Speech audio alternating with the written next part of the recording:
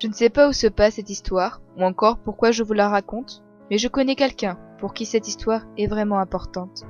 Cette personne, c'est lui. Il est en ce moment en deuil de sa muse. Ce jeune écrivain, plein de fougue et d'imagination, ne se résume plus qu'à cette Locke, cet être pour qui l'alcool est devenu son meilleur ami, l'inspiration le fuit, l'ivresse le guette. Il n'est plus qu'une ombre. Il souffre, il est en colère, il pleure, et la musique pleure avec lui.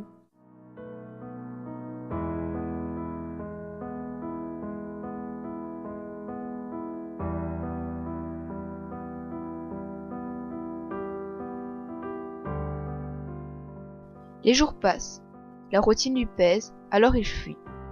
Il sort la nuit à l'abri des regards et de la honte, il va dans les bars, boit pour s'oublier et avec lui toute sa peine. Mais la musique ne veut plus pleurer, elle se réveille. Alors il l'entend l'appeler.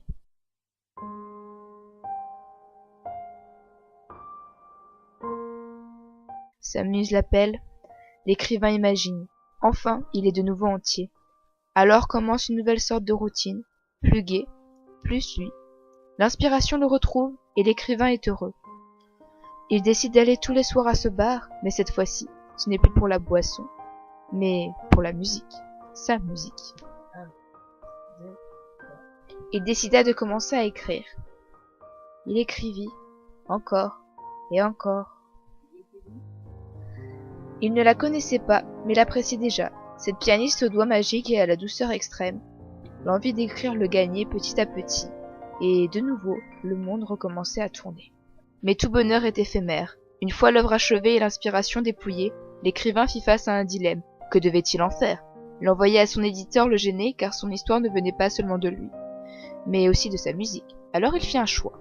Il décida de partir à la rencontre de sa muse et de lui présenter ses projets. Il lui expliqua sa situation et les pouvoirs de sa musique sur lui.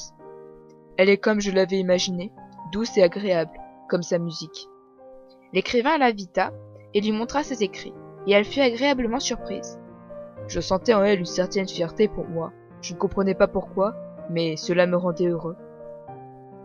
Puis, une autre routine apparut, plus calme et agréable. Elle passait le voir, et il l'accueillait avec un sourire. Le mal était parti. La jeune femme fut surprise du fait que l'écrivain jouait aussi du piano, mais pour lui, la musique avait toujours eu une place importante. Nous étions en totale symbiose. Le monde pouvait bien s'écrouler tant que j'avais ma musique.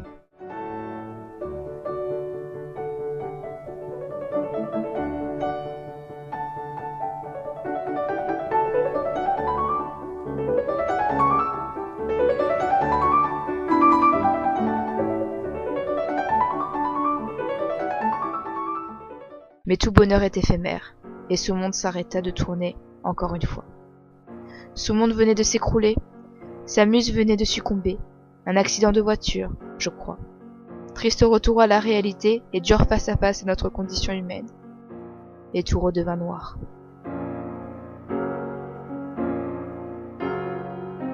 L'écrivain souffre. Il déteste la vie. Attend la mort, plus rien n'a d'importance. L'imagination est morte avec elle. Tout était lié. L'écrivain souffre et la musique souffre avec lui.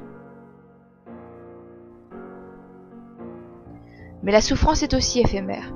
L'écrivain ne sait plus quoi faire. Il ne veut plus souffrir. Pour s'apaiser, d'instinct, il s'approche du piano et décide de jouer un morceau.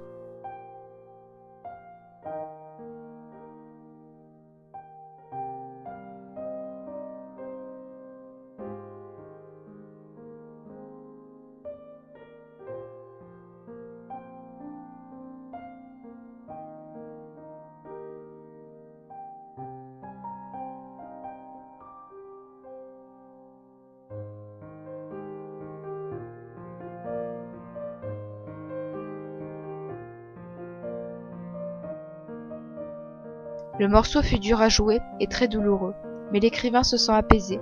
Il a compris quelque chose. Sa muse ne l'avait jamais quitté. Elle était là dans les notes de son piano. C'était lui qui l'avait abandonnée. L'écrivain est enfin en paix, après de longs mois de souffrance. Si sa mort lui est si insupportable, alors elle vivrait dans son cœur, encore et toujours. Elle vivrait dans ses mots, ses notes de piano. Elle vivrait au bout de ses doigts. C'était ma muse.